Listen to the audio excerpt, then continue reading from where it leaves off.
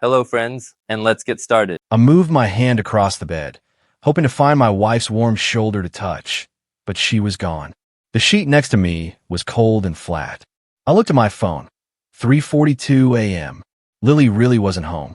For a second, I lay there, stunned, trying to figure out why she was still gone. She'd said there's going to be a corporate party at the office, a standard Thursday night for beer and pizza, since tomorrow was Friday, almost the end of the work week. Nothing big. Especially since, according to her own words, the case was supposed to be over by midnight at the most. But it was well past midnight, and she hadn't returned. 0 messages, no missed calls, no note on the fridge. I felt my heart pounding harder and harder.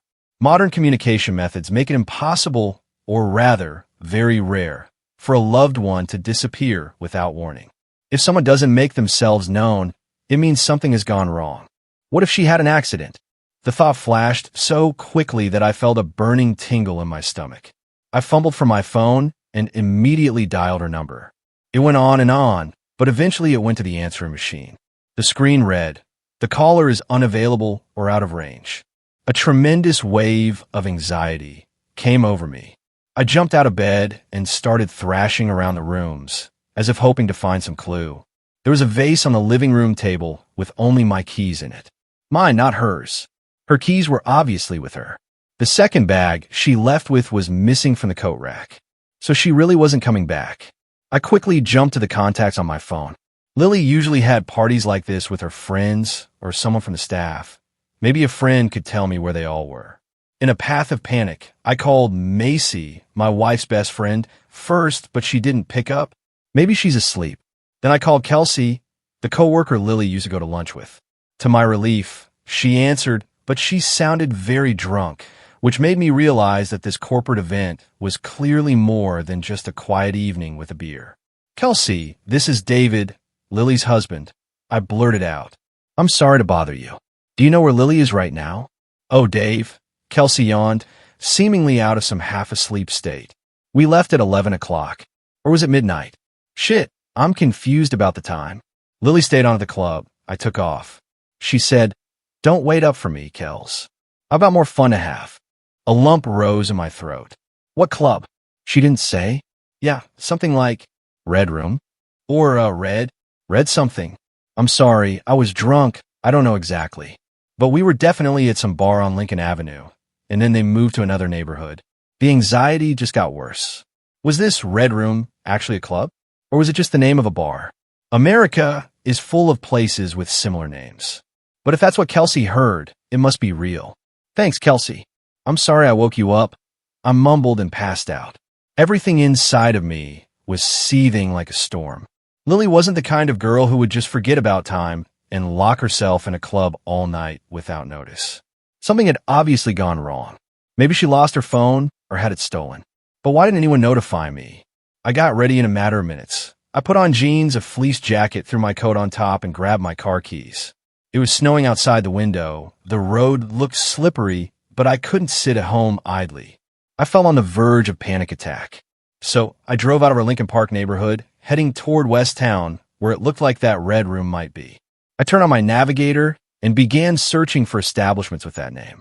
However, there were no options. There were some Red Bar, Red Velvet, Red Spot, but not Red Room. Anger and helplessness squeezed my chest. Around 4 in the morning, I wandered between nightlife neighborhoods where the neon signs were still flashing. I asked security guards, cab drivers, bartenders. No one knew for sure about the Red Room.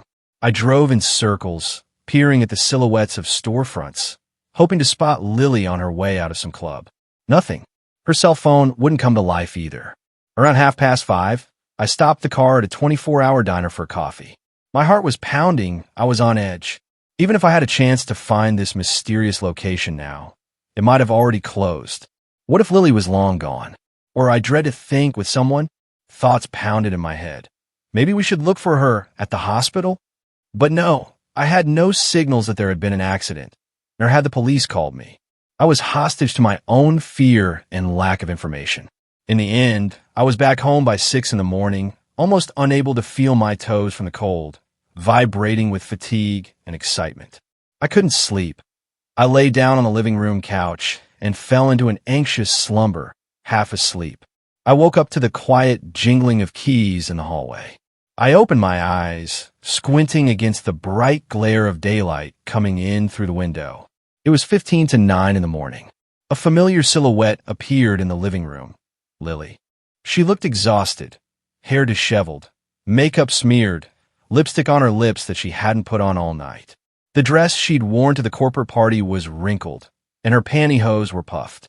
My throat constricted with a surge of anger and relief at the same time. "Where have you been?" I asked, jumping up from the couch. She paused for a second, as if constructing a sentence. "I passed out in the cab. I guess I fell asleep. Then I woke up at a friend's house, and my phone died during the night." I stared at her, trying to figure out if I believed it. The night driving around the city and the multifaceted feelings of jealousy and terror left me crushed. But I could see the obvious tension in her eyes, like she was already expecting recriminations and questions.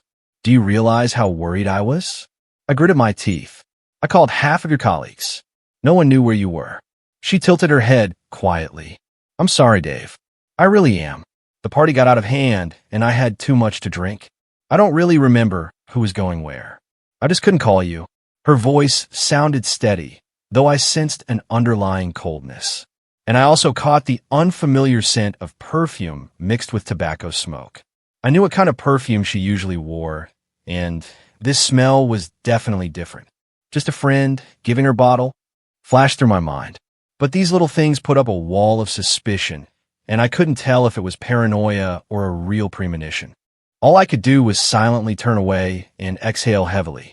I had no direct evidence that she was lying. Maybe it was the cab, the friend, the disconnected phone. But the residue lay somewhere deep inside. "Get some rest," I said finally, not wanting to make a scene right now. "We'll talk later." Lily nodded, took off her coat, and headed for the bedroom. Even though she apologized, I could sense something was wrong. You know, when love for a person mixes with the first serious anxiety, your brain screams, "What if she's cheating on me?" And the heart says, "Don't you dare think that." But the truth is already knocking on the door. The next 2 days passed like a heavy fog. On Friday morning, Lily, having barely had breakfast, rushed off to work, citing an urgent meeting. I didn't have time to ask questions or make any complaints. Perhaps she was avoiding the conversation on purpose, so as not to inflame the situation. In the evening, when she returned, it seemed as if there was an invisible wall between us. Every time I moved toward her, she seemed to pull away. Usually we like to order pizza on a Friday night, talk about weekend plans, maybe go to a movie. But here I could see her silent immersion in her phone, checking messages, then stepping away to call my mom. Mom is in another state, but for some reason it was Friday night. She slipped away again on Saturday, saying she was going shopping at Westfield Old Orchard Mall with a friend. I didn't bother suggesting we go together, though I was gnawing with doubt. "Are you sure it's with a friend?" Unusually, she didn't call me or send me any fitting room photos like she usually did. One characteristic detail popped into my memory. A couple days before the corporate party, I saw Lily having fun next to a coworker when he gave her a ride after the office. The guy was handsome. I think his name was Jordan. I caught a fleeting twinge of jealousy, but I quickly dismissed it because we were used to trusting each other. Now that memory was stirring me like a red light of danger. On Sunday, I couldn't stand it any longer and decided to do my own investigation. To begin, I drove to their office building on Wacker Drive, where Lily was scheduled to return on Monday. Downstairs was a small cafe where employees drink coffee and hang out for lunches. I knew that's where they had part of their corporate parties and then moved on somewhere else. Maybe the bartenders had seen or heard something. Pretending I was a regular customer, I ordered a double espresso and struck up a conversation with the bartender, a guy named Jim. Asked if they had a large group of employees from this building here Thursday night. "Oh yeah," he nodded, wiping down the bar. "About a dozen office guys were here until about 11 o'clock. Ordered quite a few cocktails and appetizers. Then someone started talking about the Red Room, a new club, or some kind of bachelorette party. I thought it was a strange idea for a weekday, but young people can have a blast. So, it's definitely the Red Room?" I repeated. "Yeah, that's what they called it. Somebody said it was like a women's rave or something." My heart raced. So this was the continuation of the after-party where Lily had disappeared to. I thanked the bartender, and it looked like the puzzle was starting to come together. But a thought flashed through my mind. A women's rave? A bachelorette party? It's not like the usual parties where they just dance. What'll be going on there? As I was about to leave, I noticed that there was a certain bright pink colored flyer in the corner of the cafe on a flyer stand. I don't know what made me look at it, but I got closer. Women's Passion Night Without Limits. Only for ladies, men just guests. 18 plus. And the date is last Thursday. In the bottom right corner, the familiar logo, Red Room. It sent a chill down my spine. So that night at the Red Room was no limits night, some kind of women's theme party with male strippers and such. Why hadn't Lily mentioned anything like that? Just thinking about what she could have been doing there made my heart clench painfully. I took the flyer no one told me not to. My mind was already spinning. I'll go to that club and find out for myself. Maybe the photographers work there and they still have the pictures. Or maybe security saw Lily. I needed some clarity. Otherwise, I risked going crazy with paranoia. That evening, closer to 10, I looked up the address of the Red Room online, which finally opened up on Google Maps under the name of an adult club. Turns out this establishment is in an alley near Milwaukee Avenue, a couple blocks away from places where regular tourists don't go. On Saturday, when Lily was out with her friends again, I went there. The building itself was red brick, with a faded neon sign flashing on the porch, Red Room. A security guard with a badge stood at the entrance. I pretended that I was just an ordinary visitor, bought an admission ticket, $15, and went inside. The club was a typical American underground place. A semi-dark dance floor, loud music, a bar with rows of bottles, then the second floor, where a spiral staircase led up. I walked around looking around. Few people paid attention to me. A typical evening with a DJ, fog, and sparkling spotlights. But I was interested in something else, the photo booths announced on the club's website as part of the promo. There were indeed large collages with photos of recent events hanging near the bar.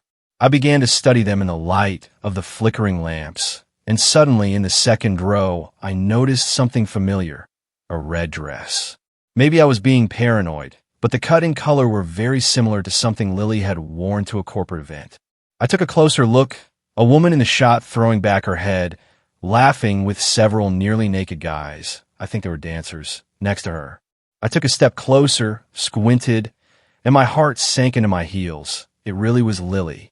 I recognized her unmistakably by her posture, by her facial features, even despite the unsteady light. Inside, everything shattered. It was as if I'd been hit in the back of the head with a club. In the next photo, it was a little smaller. She was already on her knees with her girlfriends and the audience applauding all around her. I suddenly realized that this scene hardly looked like a harmless dance. There was an atmosphere of an obvious erotic show, and my wife was the center of attention. I felt my teeth clench with the rage and pain boiling inside. Until the last moment, I had hoped it was some mistake, that the bartender had gotten the dates mixed up, that my imagination had just run wild. But no, all those excuses collapsed. The tragicomic thing is that these photos were displayed here, openly, as an advertisement for a past event. After I got over my trembling, I noticed a cameraman with a camera nearby, an official photographer badge on his chest. I approached him. "Excuse me, were you taking pictures this Thursday? Was it Women's Passion Night?" "Yes, we did. We shoot almost all the parties and show the best moments on these collages," he replied, lazily slinging his camera over his shoulder. "See that girl over there?" I nodded at one of the photos. "That's my wife. I want all the pictures of her. I'm willing to pay." He gave me a curious look. All the pictures? Maybe you just want to download them off the site? We usually only post a few, but the full archive isn't published." "The full archive?" I repeated. "I have cash. Tell me the amount." He thought briefly, then shrugged. "A couple $100 will do. I'll throw it all on a flash drive, no problem. If you don't mind, it's confidential, okay?" A couple $100 for pictures of his wife cheating on him. I shuddered inside, but I didn't bargain. I wanted the whole truth. Half an hour later, he brought me a laptop, inserted a flash drive, and started dumping files from the folder. 03 _ Thursday _women_passion. I glimpsed previews. There was a dance floor, a photo zone, VIP lounges. And Lily was in the shots more than once.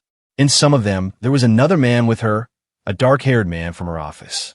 My heart was pounding like a spring with jealousy and anger. I walked out of the club, trying not to give in to the urge to throw the flash drive at the wall or come back and make a scene. But I knew I had to look at all the pictures before I could talk to her.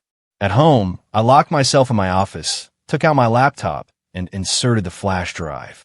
It was starting to get light outside the window. I was so mentally exhausted that my hands were shaking when I opened the folder.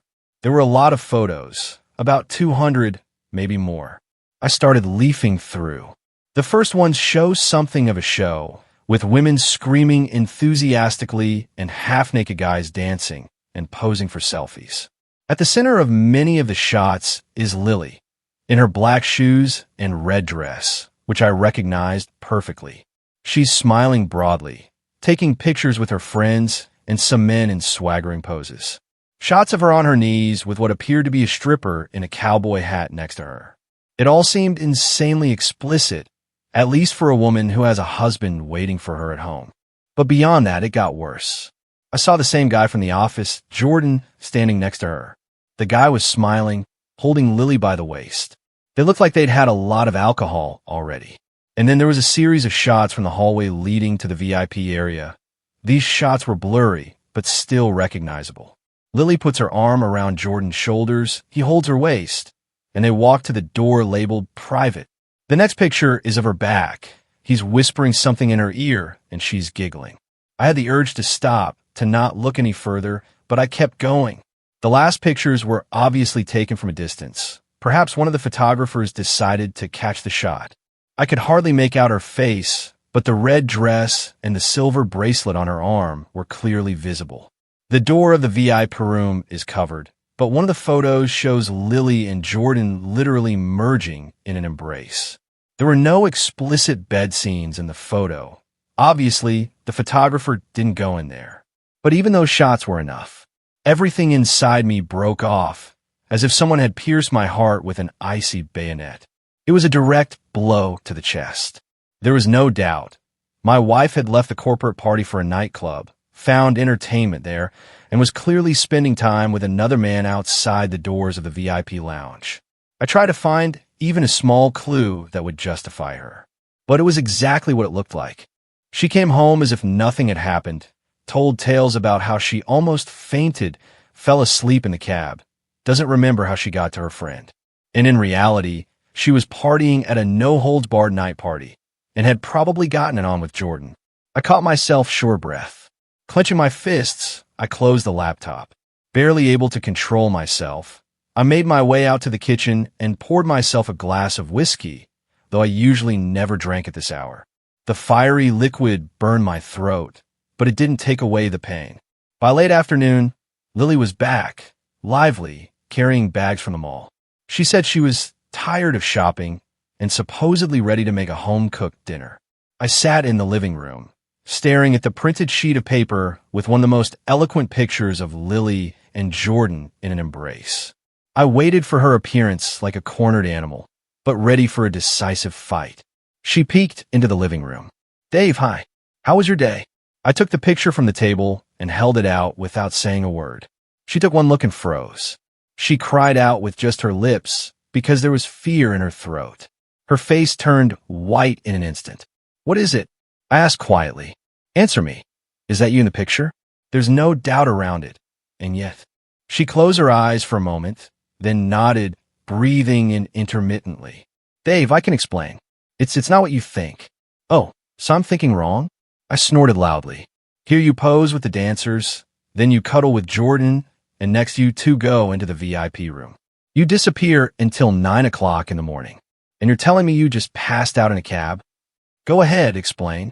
She trembled, carefully setting the bags down on the floor. I had the feeling she was searching for words, but couldn't muster an excuse into a coherent sentence. I drank a lot in general. It was a stupid party that accidentally got out of hand. And I didn't mean for it to be like that. Then why did you lie to me, Lily? I demanded an answer, raising my voice. If it was just out of control, then why did you lie about falling asleep in the cab and being at a friend's house? Because I was afraid of how you'd react. That you'd think I was Dash, she trailed off, finding it hard to utter even the hint of cheating. Don't I see it in the pictures? How many more lies are there?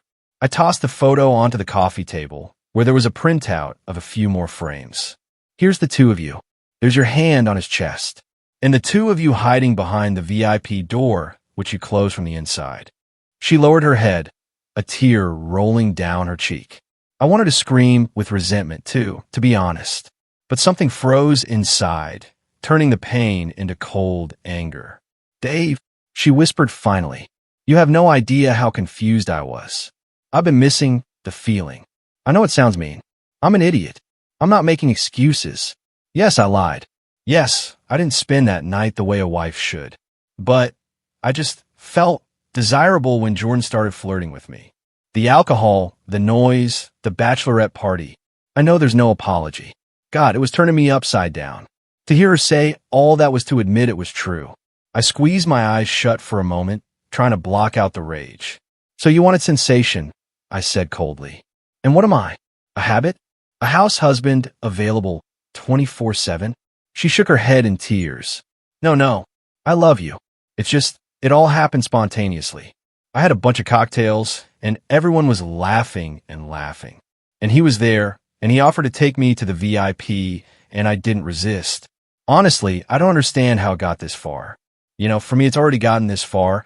I felt a lump in my throat. I hate to think that you chose a club and a coworker over calling your husband. She sobbed, trying to come over to me, to put her hand on my shoulder, but I pulled away. It hurt me too much to feel her touch, realizing where and with whom she was. Just give me a chance to make things right, Lily pleaded. I don't want to lose you, our family. Go away. I cut her off. I definitely don't want to see you right now. Her face turned white. She didn't seem to have expected such a cold judgment, because in the morning we'd been husband and wife, albeit with a crack in the relationship. Now I couldn't stand her presence. I grabbed my jacket and jumped out of the apartment, slamming the door, because it was unbearable to stay near her. I got a room in a cheap motel on the outskirts of Chicago and spent a couple of nights there, trying not to think that my life was ruined in an instant. On the one hand, I was choked up with memories of our happy times. Our seaside wedding in San Diego, our trip to New York City at Christmas where we skated on the ice rink at Rockefeller Center. On the other hand, I couldn't get the image of her out of my head, smiling in a red dress next to that idiot in the office. Lily wrote me messages. First short ones, I'm sorry, I was wrong. Then long ones full of remorse. She called me, asking me to meet and discuss everything. I didn't answer, even though I was tormented by the inner turmoil. I still loved her, but I couldn't imagine that we would have everything as before. The thought of divorce rushed through my mind, but I was afraid to take an irreversible step before I cooled down. What if it really was a one-time infidelity due to stupidity and alcohol? Could we still fix the marriage? I plagued myself with these questions, unable to find a shred of peace. When I returned to town the following week, Lily was already in a depressed state of mind. I only drove to our house for a couple hours when I knew she wouldn't be there. She's at work. Picked up a few things. The apartment seemed alien to me, soaked with painful memories. It was the second week. Lily persistently called, wrote, asked to meet. And I delayed the moment, not knowing what to say. We weren't actually living together. I was working remotely, reading the news, drinking whiskey in the evenings, which I'd hated before, just to dull the pain. One day, I got a call from her mother in Washington complaining that Lily was depressed, not eating anything, acting strange. No one would tell her what was wrong. I refused to explain. I didn't know how to tell her daughter had slept with a coworker. Finally, I decided to clear something up for myself. I took my car and drove to Lily's office in downtown Chicago, parking in a nearby building. There, around 6 p.m., employees were coming out of the revolving lobby doors in whole groups. I watched to catch a glimpse of the moment when Lily would come out. Finally, I saw her. She did indeed appear around 7:30, but not alone, but in the company of the very same Jordan. My heart raced. Why are they going out together if she's so sorry for what happened? She stopped at the edge of the sidewalk, telling him something. It was obvious she was speaking emotionally with her arms spread. Jordan stood there, listening to her, sometimes raising his palm as if to reassure her. And for a moment, she stepped forward and wrapped her arms around him, pressing her face into his shoulder. He patted her back awkwardly. My inside shivered. Maybe it's just a friendly encouragement. Maybe she was crying and he was trying to comfort her. But it didn't matter to me anymore. I saw the physical intimacy, saw that they weren't acting like random co-workers after the office. I took a deep breath, feeling a chilling calmness, as if my soul had decided, it's clear, no more talking. I picked up the phone and dialed a familiar number. Anna, a lawyer friend of mine who specialized in divorce cases. I waited for her to pick up the phone, keeping my eyes on Lily, standing with that guy in her arms. Hey, Anna, I finally said into the phone. You said I could count on you if I ever needed family law services. Well, it looks like I do. Can you tell me how to get started? I heard a businesslike but sympathetic tone on the other end of the line. I nodded, listening to her instructions as I watched Lily and Jordan cross the road and disappear around the corner. Tears were treacherously welling up in my eyes, though I wasn't feeling my usual hysterical jealousy anymore. Rather, it was a sense of final surrender, trust killed. When we first met, many years ago, Lily had seemed like a dream, cheerful, responsive, gentle.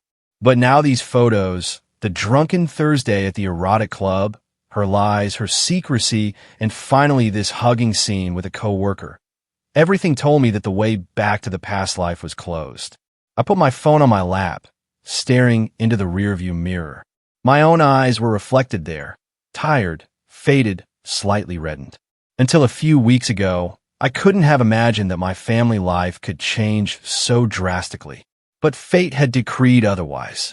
The engine hummed softly, the packed evening road buzzing in the background. I drove out of the parking lot and into the flow of traffic toward the North Freeway. All that awaited me ahead was the long road to a dark, unknown life. My soul was screaming, is this really the end? But I realized, it's not just the end, but a cliff beyond which there is no happy family history. There is only loneliness and trying to learn to trust again someday. And what about Lily?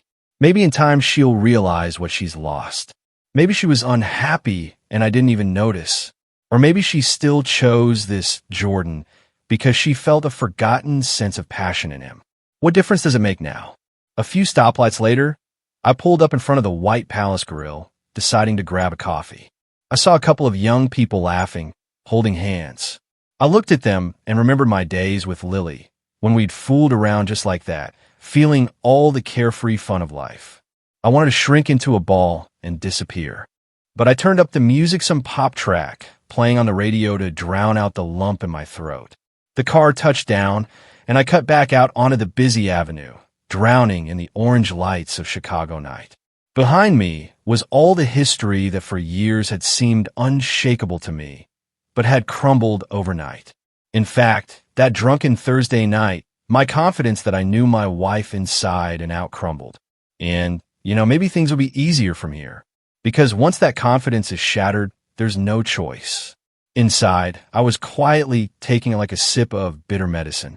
We can cry, we can be angry, we can ignore it, but the fact of cheating is not erased. And it doesn't matter what was before. No happy memories make the event any less real. Ahead of me loomed only one way, to go to a lawyer, gather the will in a fist, and conduct the process of divorce. Even if deep in my heart, I hoped it was all a delusional dream. But I felt that when I woke up, I would see the same pictures again. And again, I'd grop around in the bed next to me, and Lily wouldn't be there. We're not born ready for that kind of betrayal. But life sometimes puts the pressure on. And here we find ourselves in a situation where a loving wife goes to a nightclub, gives in to a momentary infatuation, erasing years of history together. As cruel as it sounds, she made her choice. Now, it was my turn to make mine. In the back of my mind, I knew the story wasn't about forgiveness. It was about goodbye. A final one. Even though I pulled onto the highway and the rain began to pound on my windshield, I had a cold clarity inside. There was no going back. Goodbye, Lily. I mumbled into the emptiness of the cabin, realizing I was saying it more to myself. Cars passed me, blending their lights into the night traffic. I turned up the radio. It was easier not to hear my own heartbeat. And pushing down on the gas pedal, I let myself drive away from the memories and the pain. There was no turning back. And that's where today's story ends. Thank you for watching to the end. If you enjoyed it, don't forget to like and comment. We'd love to discuss this story with you. See you in the next video.